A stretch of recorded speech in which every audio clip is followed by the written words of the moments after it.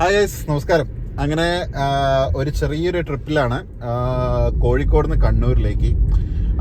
ഒറ്റ ദിവസം ട്രിപ്പ്. രാവിലെ പോകുന്നു, വൈകുന്നേരം വരുന്നു. അപ്പം ഇന്നത്തെ സ്പെഷ്യാലിറ്റി എന്താ വെച്ചാൽ, പുതിയ കണ്ണൂർ ഹൈവേ കണ്ണൂർ നമ്മളെ ബൈപ്പാസ് ഓപ്പൺ ആയിട്ടുണ്ട്. മാഹി തലശ്ശേരിനൊക്കെ കവർ ചെയ്ത് പോകുന്നത്. അപ്പം എന്തായാലും പോകുന്ന വഴിക്ക് ആ വഴിക്കൊന്ന് പോകാൻ വിചാരിച്ചു. അപ്പം അത് നിങ്ങൾക്കൊന്ന് കാണിച്ചു തരാമെന്ന് വിചാരിച്ചു.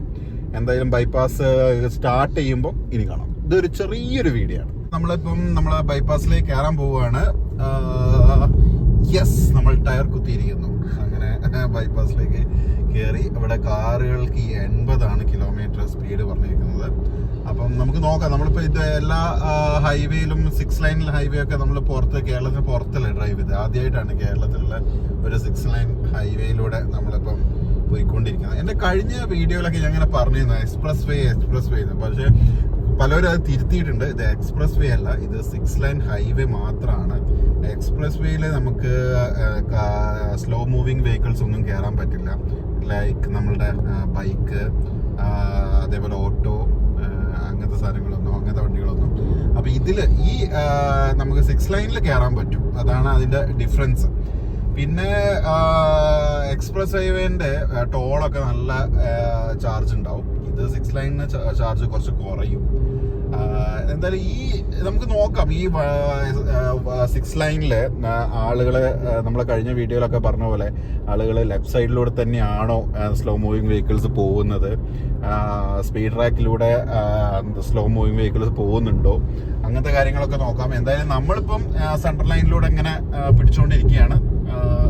നന്നായിട്ട് നല്ല ഇതിപ്പം ബാംഗ്ലൂർ മൈസൂർ ഹൈവേ ഒക്കെ വെച്ച് നോക്കുമ്പം ടാറിങ് കുറച്ച് കുഴപ്പമില്ല. കുറച്ച് നല്ല ടാറിങ് ആണ്. ഒരു ചാട്ടം കാര്യങ്ങളൊന്നും ഫീൽ ചെയ്യുന്നില്ല. നല്ല റബ്ബറൈസ്ഡ് ടാറിങ് ആണ്. എന്തായാലും ഹൈവേ ഉഷാറാക്കിയിട്ടുണ്ട്. ഒരു രക്ഷയില്ല. നമ്മളിതിപ്പോൾ ഓവർടേക്ക് ചെയ്യാൻ വേണ്ടിയിട്ട് സ്പീഡ് ട്രാക്കിലേക്ക് കയറുകയാണ്. തിരിച്ച് അതേപോലെ തന്നെ നമ്മൾ ബാക്ക് ടു ഇൻഡിക്കേറ്റർ ഇട്ട് ബാക്ക് ടു നമ്മളുടെ സെൻട്രൽ ലൈനിലേക്ക് വരുന്നുണ്ട്. ഒരുവിധം എല്ലാവരും അത് ശ്രദ്ധിക്കുന്നത്. ഫ്രണ്ടിലൊരു വണ്ടി മാത്രം റൈറ്റ് സൈഡിലൂടെ ഇങ്ങനെ പോകുന്നുണ്ട്. നോക്കാം. നമ്മൾ പറഞ്ഞ പോലെ തന്നെയാണ്. ആൾക്കാർക്ക് ഇതിൽ വലിയ ബോധമൊന്നുമില്ല. നമ്മൾ സ്പീഡ് ട്രാക്കിലൂടെ ഒക്കെ മെല്ലെ പോകുന്നവരുണ്ട്. നമുക്ക് വേറെ നിവൃത്തിയില്ലാത്തതുകൊണ്ടാണ് നമ്മൾ സ്പീഡ് ട്രാക്കിലേക്ക് കയറുന്നത്. ഇനിയിപ്പോൾ രണ്ടാമത് ഇങ്ങോട്ടേക്ക് വന്നിട്ടുണ്ടെങ്കിലും കാര്യമൊന്നുമില്ല. അവിടെ കുറച്ച് മെല്ലെ പോകുന്നവരുണ്ട്. ഈ മെല്ലെ പോകുന്ന വണ്ടികൾക്കൊക്കെ ലെഫ്റ്റ് സൈഡിലൂടെ പോയാൽ മതി. ഇപ്പോൾ നമ്മൾ ഓവർടേക്ക് ചെയ്യാൻ പിന്നെ നമ്മൾ സ്പീഡ് ട്രാക്കിൽ കയറുന്നു. നമുക്കിങ്ങനെ ഒരേ ലൈനിൽ ഇങ്ങനെ പിടിച്ച് കൊടുത്തിങ്ങനെ പോകാനൊന്നും പറ്റില്ല. കാരണം എല്ലാവരും ഇത് ഫോളോ ചെയ്യുകയാണെങ്കിലല്ലേ അങ്ങനെ പോകാൻ പറ്റുള്ളൂ. എന്തായാലും നല്ല ട്രാഫിക് ഉള്ള ഒരു 6 ലൈൻ ആയിട്ടാണ് ഇത് മാറിയിരിക്കുന്നത്. ഒരുപാട് കണ്ടിട്ടുണ്ട്. ഒരുപാട് വണ്ടികളുണ്ടായിരുന്നു. അവിടെ ഒരു സിഗ്നൽ ഉണ്ടായിരുന്നു. സിഗ്നൽ ഉണ്ടാവുമെന്ന് ഞാൻ കരുതിയില്ല. എന്തായാലും സിഗ്നലൊക്കെ ഉള്ള അപ്പോൾ ഈ NH66 സിഗ്നൽ ഉണ്ടാവും ഞാൻ തീരെ വിചാരിച്ചിട്ടില്ല. സിഗ്നൽ ഇല്ലാതെയാണ് പോകാന്ന് വിചാരിച്ചത്. അത് അതിനെക്കുറിച്ച് അറിയുന്നവരൊന്ന് കമൻറ്റ് ചെയ്യാം. എന്തായാലും ഒരു സിഗ്നൽ കിട്ടി. ഇനിയിപ്പോൾ നേരെ പോകുന്നു. ഈ ടോളിൽ എന്താണ് സ്ഥിതി എന്ന് അറിയില്ല. എനിക്ക് തോന്നുന്നു ഇത്രയും ട്രാഫിക് ഉണ്ട് പോയിക്കൊണ്ടിരിക്കുന്നത്. ഇത്രയും ട്രാഫിക് ആണെങ്കിൽ എന്തായാലും ടോളിൽ നല്ല ട്രാഫിക് ഉണ്ടാവേണ്ടതാണ്.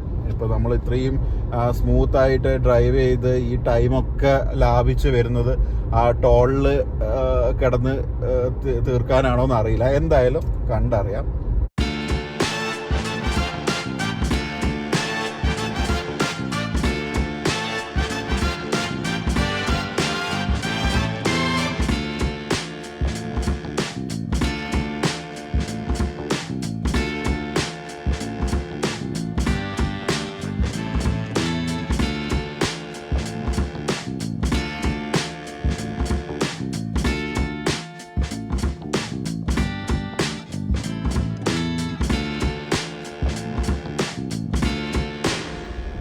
ഒരുപാട് പേര് ശ്രദ്ധിക്കുന്നുണ്ട് സ്ലോ മൂവിങ് വെഹിക്കിൾസ് ലെഫ്റ്റിൽ കൂടെ പോകാൻ വേണ്ടിയിട്ട്. പക്ഷെ നോക്കിയാട്ടെ, ഇവിടെ ഒരുത്തൻ കൊണ്ട് നിർത്തിയിട്ടിരിക്കുന്നത് എന്തോ ഇതൊക്കെയാണ് പ്രോബ്ലം. ഇതൊക്കെ നല്ല ഫൈൻ അടിച്ചു കൊടുക്കണം. അപ്പം എന്താ പറയുക, ഇതൊക്കെ നല്ല സ്പീഡിൽ 100-110 വരികയാണ്. അടിച്ചു പോയില്ലേ, ആക്സിഡൻ്റ് ആയി പോയില്ലേ. ഇതൊക്കെ നല്ല ഫൈൻ അടിച്ചു കൊടുത്തിട്ടുണ്ടെങ്കിലാണ് പിന്നെ ഇത് ആവർത്തിക്കാതെ. അതൊക്കെ ഭാവിയിൽ ഇങ്ങനെ വന്നോളും എന്തായാലും. ഇപ്പം ഞാനിങ്ങനെ കേട്ടു പാലക്കാടൊക്കെ ഏത് നമ്മളത് വാളയാർ ഭാഗത്ത് വരുന്ന വഴിയിൽ സ്ലോ മൂവിങ് വെഹിക്കിൾസ് ഒക്കെ നമ്മളെ ലെഫ്റ്റിലൂടെ പോവാതെ സ്പീഡ് ട്രാക്കിൽ പോവുകയാണെങ്കിൽ ഫൈൻ അടിച്ച് കിട്ടുന്നുണ്ട് എന്നൊക്കെ കേട്ടിട്ടുണ്ട്. സത്യമാണോ എന്ന് അറിയില്ല. എന്തായാലും അതൊക്കെ വരേണ്ട സമയമായിട്ടുണ്ട്. ഇവിടെ ഒരു മെർജറുണ്ട്.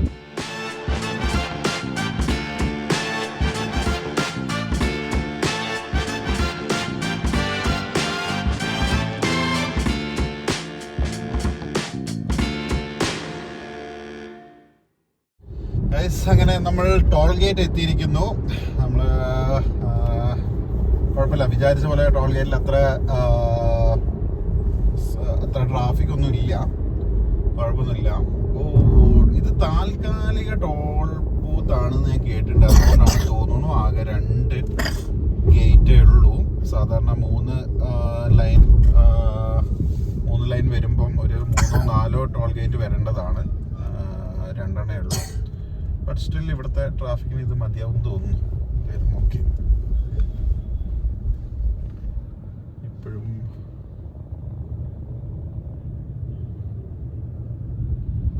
ഇവിടെ ഇത് ബ്ലാക്ക് ലിസ്റ്റഡ് ആണെന്നാണ് കാണിക്കുന്നത്.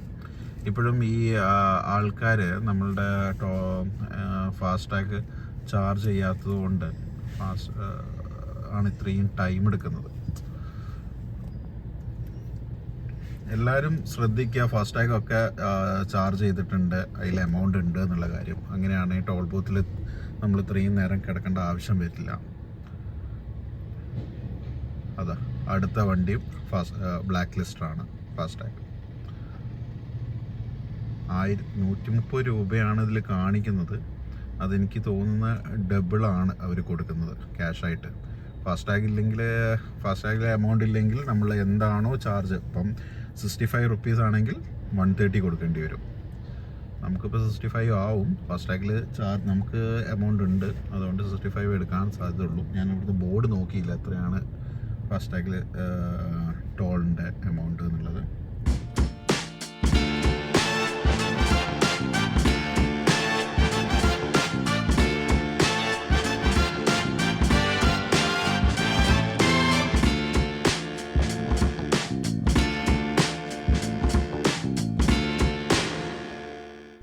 അങ്ങനെ നമ്മൾ ടോള് കൊടുത്ത് പുറത്തിറങ്ങിയിട്ടുണ്ട്. നമ്മളെ മുന്നിലുണ്ടായിരുന്ന 3 വണ്ടികളും ഫാസ്ടാഗിൽ എമൗണ്ട് ഉണ്ടായിരുന്നില്ല, ബ്ലാക്ക് ലിസ്റ്റഡ് ഫാസ്ടാഗ് ആയിരുന്നു. അതുകൊണ്ട് തന്നെ നല്ല ടൈം എടുത്തിട്ടുണ്ട്. ഏകദേശം നല്ല ടൈം എന്ന് പറഞ്ഞാൽ ഏകദേശം ഒരു 10 മിനിറ്റോളം അവിടെ സ്പെൻഡ് ചെയ്തിട്ടുണ്ട്. അതുകൊണ്ട് എല്ലാവരോടും എനിക്കൊന്ന് പറയാനുള്ളത് എന്താ വെച്ചാൽ, ഒന്ന് ശ്രദ്ധിക്കുക, ഫാസ്ടാഗിൽ എമൗണ്ട് ഉണ്ടോ ഇല്ലയോ. അങ്ങനെയാണെങ്കിൽ സമയം ലാഭിക്കാം. നമ്മളുടെ മാത്രമല്ല മറ്റുള്ളവർ, നമ്മളെ പിന്നിൽ നിൽക്കുന്ന എല്ലാവരും സമയം ലാഭിക്കാവുന്നതേ ഉള്ളൂ. ഇങ്ങനത്തെ വഴികൾ വരുന്നതുകൊണ്ട്, ഈ 6 ലൈൻ ഹൈവേസ് വരുന്നതുകൊണ്ട് ഫാസ്ടാഗ് ഇനി എല്ലാവരും യൂസ് ചെയ്ത് തുടങ്ങണം. ഫാസ്ടാഗ് മാറിയിട്ട് ഇനിയിപ്പോൾ RFID വേറെ എന്തൊക്കെയോ വരാൻ പോകുന്നു എന്നൊക്കെ കേൾക്കുന്നുണ്ട്. ബട്ട് സ്റ്റിൽ അതുവരെയുള്ള സമയം നമുക്ക് ഫാസ്ടാഗ് ഉപയോഗിച്ചേ മതിയാവും. അതുകൊണ്ട് ഫാസ്ടാഗിൽ എമൗണ്ട് ഉണ്ടെന്ന് എല്ലാവരും മേക്ക് ഷുവർ ചെയ്യണം. എങ്കിൽ നമുക്ക് സമയം കുറച്ചധികം ലാഭിക്കാം. എന്തായാലും ഹൈവേ ടോള് കഴിഞ്ഞിട്ടുണ്ട്. എഗെയിൻ സ്റ്റിൽ ഹൈവേയിൽ കണ്ടിന്യൂ ചെയ്യാണ്. ഞങ്ങൾക്ക് കതിരൂർ ഭാഗത്തേക്കായിരുന്നു പോകേണ്ടിയിരുന്നത്. ഞങ്ങൾ ഈ ഹൈവേ ഒന്ന് കാണണം, എന്നൊന്ന് എക്സ്പ്ലോർ ചെയ്യണം. എന്തായാലും കേരളത്തിൽ ആദ്യമായിട്ട് തുറന്നു കൊടുത്ത NH-66ന്റെ 6 ലൈൻ ഹൈവേ ആണല്ലോ, അതുകൊണ്ടൊന്ന് എക്സ്പ്ലോർ ചെയ്യണം വിചാരിച്ചിട്ട് ഞങ്ങൾ കംപ്ലീറ്റ്ലി വന്നതാണ്. ഇനിയിപ്പോൾ ഞങ്ങൾക്ക് ഇവിടുന്ന് താഴോട്ടേക്ക് ഇറങ്ങിയിട്ട് തിരിച്ച് പോകണം. കതിരൂർ ഭാഗത്ത് കൂടെ ആണ് പോകാനുള്ളത്. ഇവിടെ ഒരു മറിച്ചിറ വരുന്നുണ്ട്. നമ്മൾ ഇവിടുത്തെ കൂടെ താഴോട്ടേക്ക് ഇറങ്ങാണ്. എന്നിട്ട് നമ്മൾ യൂട്ടേൺ എടുക്കും. അതും കൂടി ഒന്ന് കാണാം. യെസ്, എന്തായാലും എല്ലാം നല്ല അടിപൊളിയായിട്ട് ചെയ്തിട്ടുണ്ട്. സ്ഥലം വളരെ കുറവാണെങ്കിലും കൂടി നന്നായിട്ട് കൺസ്ട്രക്ട് ചെയ്തിട്ടുണ്ട്. എടുത്ത് പറയാനുള്ള ടാറിംഗ് ആണ്. ഒരു എബോ ആവറേജ് ക്വാളിറ്റി തന്നെ ടാറിംഗ് ചെയ്തിട്ടുണ്ട്. നല്ല രീതിയിൽ പോകാൻ പറ്റുന്നുണ്ട്. ഒരുപാട് 6 ലൈൻ ഹൈവേയിൽ ഞാൻ കണ്ടിട്ടുണ്ട് ടാറിംഗ് വളരെ മോശമായിട്ട്, സുഖമില്ലാതെയൊക്കെ ചെയ്തിരുന്നത്. പക്ഷെ ഇവിടെ ഓക്കെയാണ്. യെസ്, അങ്ങനെ അണ്ടർപാസിലൂടെ നമ്മൾ അഗെയിൻ യൂട്ടേൺ എടുത്തിട്ട് തിരിച്ചു പോകുന്നു. ഇവിടെയൊക്കെ ഭയങ്കര ആക്സിഡന്റ് വരാൻ സാധ്യത ഉണ്ട് കേട്ടോ. അപ്പൊക്കെ കാരണം 90 ഡിഗ്രി ബെൻഡല്ലേ വരുന്നത്. നമുക്ക് നമ്മളെ ബോണറ്റ് പുറത്തേക്ക് പ്രൊജക്റ്റ് ചെയ്യിപ്പിച്ച് വെക്കാതെ നമുക്ക് കാണാൻ പറ്റില്ല വണ്ടി വരുന്നുണ്ടോ ഇല്ലയോ എന്നൊക്കെ ഉള്ളത്. എന്തായാലും ഹമ്പൊക്കെ കുറെ കൊടുത്ത് അവർ സെറ്റ് ചെയ്തിട്ടുണ്ട്. അപ്പോൾ ഗൈസ്, ഇന്നത്തെ വീഡിയോ ഇത്രയേ ഉള്ളൂ. ഇതൊരു ചെറിയൊരു വീഡിയോ ആണ്. എന്തായാലും ഈ വഴിക്ക് പോവുകയാണ്. അപ്പോൾ NH-60 തുറന്ന സ്ഥിതിക്ക് ഈ ഒരു കുറച്ച് 18 കിലോമീറ്റർ ഒക്കെയാണ് തോന്നുന്നു. ആ 18 കിലോമീറ്റർ തുറന്ന സ്ഥിതിക്ക് നിങ്ങളെ ഒന്ന് കാണിച്ചു തരാമെന്ന് വിചാരിച്ചു. അത്രയേ ഉള്ളൂ. എന്തായാലും അടുത്ത വീഡിയോ ആയിട്ട് കാണാം. അതുവരെ ബൈ.